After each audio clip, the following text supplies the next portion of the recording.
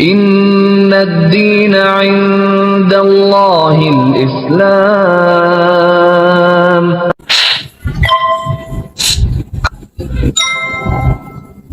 Tapi selama ini saya untuk sholat 5 waktu saya menutupi diri di kamar karena saya takutnya ibu saya lebih mukul gitu.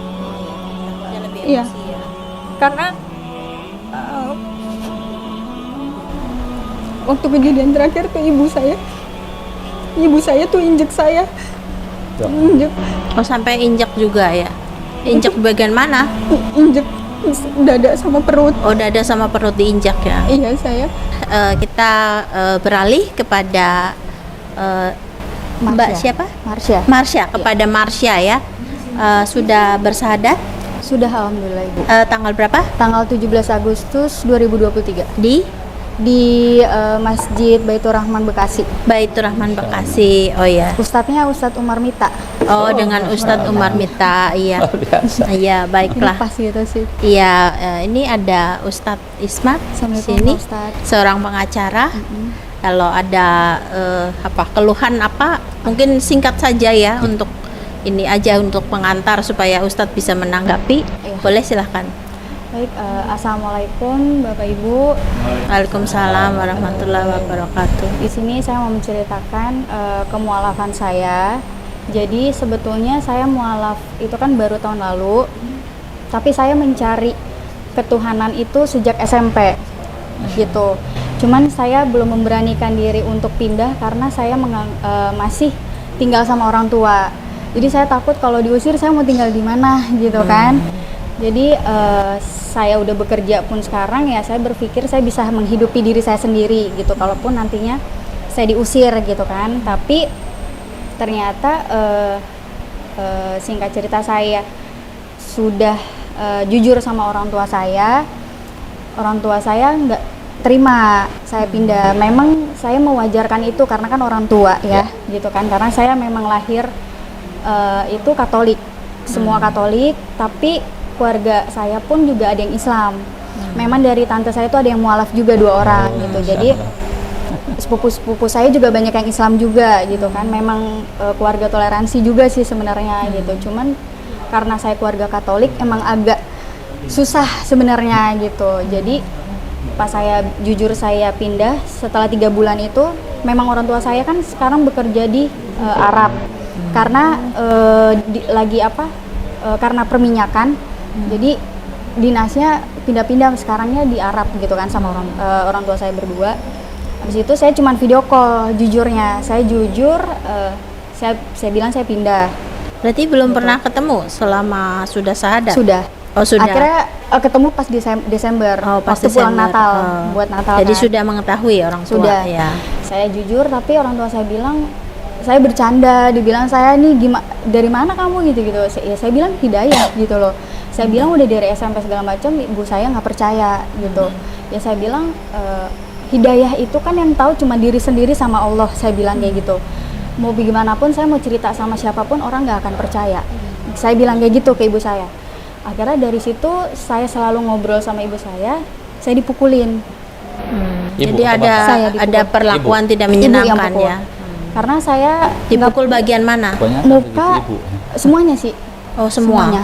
Jadi iya, soalnya saya sempat berdarah juga kan. Oh, sempat saya berdarah. Karena bibir. saya pakai behel. Jadi pas saya ditampar itu berdarah bibirnya gitu. Sampai berdarah ya. Tapi waktu itu belum sempat ngambil foto ya? Aku ada. Oh, ada foto. Oh iya, nanti ada. Ya. Oke. Terus itu yang kejadian pertama. Saya tetap bilang kalau saya udah Islam udah gitu. Fix ya. Saya udah bilang. Tapi selama ini saya untuk sholat 5 waktu saya menutupi diri di kamar karena saya takutnya ibu saya lebih mukul gitu. Oh ya, takutnya lebih emosi ya. Karena ujiannya itu. Karena waktu kejadian terakhir tuh ibu saya tuh injek saya. Injek. Oh, sampai injek juga ya? Injek bagian mana? Injek dada sama perut. Oh, dada sama perut diinjak ya? Iya, saya injek saya terus nendang. Waktu itu saya sampai dijedotin. Oh, sampai dijedotin, diinjak, Iya, gitu. dijedotin, dipukul. Terus ibu saya sampai nyamperin saya ke kantor, sampai bilang sama atasan saya, sama orang-orang kantor, dibilang saya pindah karena laki-laki. Saya dibilang hamil, padahal saya hamil. Ya, banyak fitnahan dari ibu sendiri. Jadi ibu memfitnah ya, Iya. nggak hamil tapi dibilang hamil gitu sampai datang ke kantor. Itu Dianggap mengikuti cowoknya ya. iya gitu. Jadi padahal saya mualaf duluan sebelum saya ketemu laki-laki yang mau menikahi saya. Jadi mualaf gitu. duluan ya. Iya. Jadi ada laki-laki yang saat ini sama saya karena dia mau menikahi saya gitu. Akhirnya saya bilang sama orang tua saya ada tujuan hidup mau menikah nih sekarang gitu, tapi nggak diizinin sama orang tua saya kan. Jadi dituduhnya pasangan saya sekarang gitu, dibilangnya karena ada kambing hitam biasanya memang seperti itu. Iya gitu. Sampai akhirnya saya sama pasangan saya yaudah kita putus hubungan aja biar nggak ada fitnahan gitu, Biar kan, nggak ada nggak tuduhan fitnah gitu. Karena Jadi sekarang untuk sementara jaga jarak iya dulu. lagi jaga jarak karena orang tua saya pun sampai nyamperin ke rumahnya pasangan saya gitu. Sampai nyamperin ke iya, sana sampai marah ke calonnya. orang tuanya, bilang kumpul kebo lah, dibilang padahal nggak ada bukti sama sekali gitu. Jadi biar pasangan saya ini dijelek-jelekin sampai tuh Pak RT datang karena ada keributan gitu, sampai Pak RT sangkanya juga itu beneran gitu, padahal ditanya pun yang emang nggak ada sama tetangga-tetangga. Saya juga ya nggak kesana gitu ke rumahnya pasangan saya gitu kan. Orang tuanya pun juga kaget gitu, kok kayak gini orang tua saya gitu kan. Saya juga nggak enak, saya juga jadi malu gitu kan orang tua saya, apalagi ibu saya gitu. Mereka Katolik aktif ke gereja. Ibu saya sama sekali nggak aktif. Oh, jadi Katolik KTP nggak ke gereja. Iya, ibu saya tuh gereja kalau Natal Paskah aja. Oh ya, berarti Katolik Natal Paskah. Iya Oke, gitu. baiklah. Justru saya dari dulu saya bilang sama orang tua saya, sempat saya bilang ya mama, kenapa nggak ngajak anak-anaknya gereja bareng? Kan pasti namanya dari kecil maunya sama orang tua gitu kan. Apalagi saya hidup broken home. Saya ditinggal papa kandung saya dari saya umur 1 tahun. Saya 4 bersaudara, saya ada abang juga, ada adik 2. Jadi Nomor 2 ya. iya, saya berempat itu hidup tanpa bapak kan, hidup sama ibu saya, tapi ibu saya nikah lagi sama orang asing Mohon maaf, Bapak Katolik juga? yang kandung Yang kandung? Protestan. Oh, yang kandung Protestan. Setelah berpisah, Ibu menikah Nikah lagi? lagi sama orang asing. Sama orang asing? Iya, orang asing ini Katolik. Oh, Katolik. Iya, orang Inggris yang pemikiran mereka kan beda ya sama orang Indonesia gitu. Saya pun kalau mau curhat sama papa tiri saya ya pemikiran dia beda gitu. Dia berpikir ya saya udah umur 27 tahun seharusnya tidak seperti ini gitu. Cuman ya kalau saya lihat sih dari rumah tangga ibu dan papa saya yang sekarang itu mereka pun sering bentrok karena culture-nya kan beda. Jadi Pemikirannya beda. usia Mbaknya sekarang 27. 27 ya, berarti udah sangat Iya. boleh untuk menentukan Kamis ini baru 27. untuk menentukan keputusan, sangat boleh ya, sangat. Baiklah, kita akan mendengarkan tanggapan dari Ustadz Ismar sebagai pengacara. Monggo silakan. Baik, terima kasih. Assalamualaikum warahmatullahi wabarakatuh. Waalaikumsalam warahmatullahi wabarakatuh. Kita turut prihatin atas apa yang dialami oleh Mbak Marsha. Ada persoalan perbuatan melawan hukum yang masuk di sini dalam hal ini ya. Kalau boleh tahu waktu itu udah ada bikin laporan polisi tidak waktu? Saya sempat pertama saya ke Polres itu karena saya pingin apa ya, dari hati tuh nggak mau, tapi pikiran saya tuh kesana terus gitu. Karena saya takutnya kalau nanti saya memunculkan lagi dengan saya sholat, dengan saya pakai kerudung di rumah, saya takut ibu saya gelap mata. Itu yang saya takutin. Jadi setiap saya sholat di rumah tuh saya kunci kamar gitu kan. Akhirnya saya memberanikan diri jam 2 pagi saya ke Polres Depok. Saya melaporkan, di situ polisi bilang saya harus pikir lagi. Karena nih saya melaporkan ini bukan orang lain atau gimana, tapi ini ibu sendiri gitu. Akhirnya dari pihak polisi menyarankan malah justru untuk menikah saja karena saya kan pasti tidak di rumah itu lagi gitu kan. Cuman dari pasangan saya menganggap bahwa masih bisa dibicarakan lagi dua keluarga biar nanti kalau nikah damai dua-duanya gitu. Jadi dari orang tuanya pun juga maunya seperti itu Kak gitu. Jadi Ya, kalau saya sarankan sih emang tetap namanya ada peristiwa hukum itu tetap dijalani. Jadi kalau misalnya kita laporan polisi itu kan bagian senjata kita, bukan bahwa berniat untuk menjerumuskan dia, enggak. Itu menjadi alat bargaining kita. Bisa jadi itu bisa membuat dia menyadari gitu loh, bahwa kan tidak boleh lagi sekarang ringan tangan, emosional yang meluap. Semarah apapun kan ada batasannya gitu loh. Anak kandung pun sekarang nggak boleh untuk dipukul. memberikan Apalagi kalau shock sudah dewasa. terapi ya. Iya. Shock Jadi terapi. ada beberapa kasus yang kita alami itu yang kalau ada peristiwa hukum yang memang ada ranah pidana, kita biasanya lebih dahulukan itu.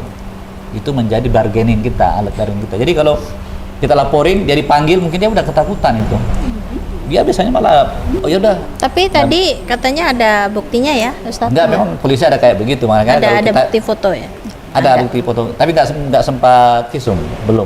enggak, karena saya juga masih bingung mau laporin ibu sendiri atau enggak Ya, gitu. masih ragu-ragu. Iya, masih ragu. Padahal niat kita bukan untuk menjerumuskan dia ke dalam penjara, nggak mungkin lah seorang anak untuk ini ibunya, tapi kita itu jadikan pelajaran berharga buat dia. Mungkin kemungkinan besar gara-gara ini dia bisa lebih menyadari, karena apalagi kan suaminya lebih moderat lah ya, lebih terbuka, apalagi kalau orang bule itu biasanya nggak terlalu sampai sejauh kayak kita gitu. Dan pengalaman saya memang yang rata-rata lebih ringan tangan kayak begini dari ibu. Kenapa ya? Ada berapa kasus ini saya tangani nih, persis. Ada yang etnis Chinese juga.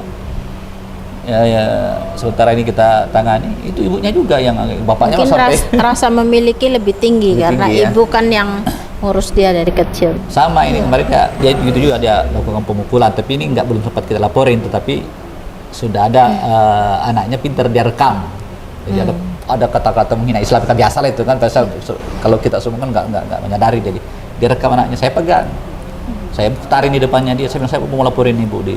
Akhirnya alhamdulillah biarin anaknya, sekarang nggak berani lagi dia ganggu. Sisa sekali-sekali dia nasihati anaknya, saya bilang kamu layani dia dengan baik, ya.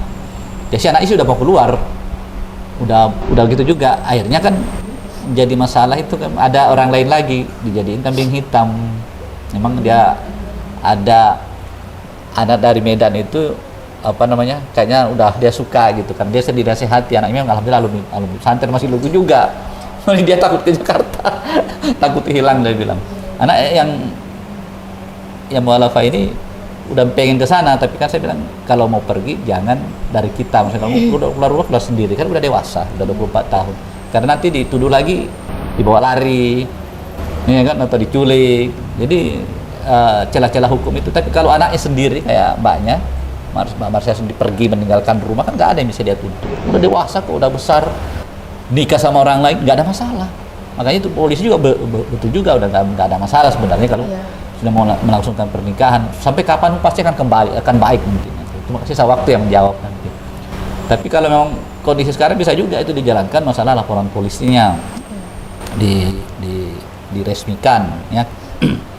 Nanti mungkin kita bisa lebihin polisinya bahwa ini kan hanya untuk alat bargaining juga gitu. Nanti kalau memang dia agak ini panggil polisi, dia baru diperiksa itu kan biasanya udah nangis kalau ibu-ibu udah dia minta maaf, udah damai kan, damai bikin surat bersama perdamaian kan. Sekarang kan dibolehkan judicial RJ lupa istilah hukumnya itu, bahwa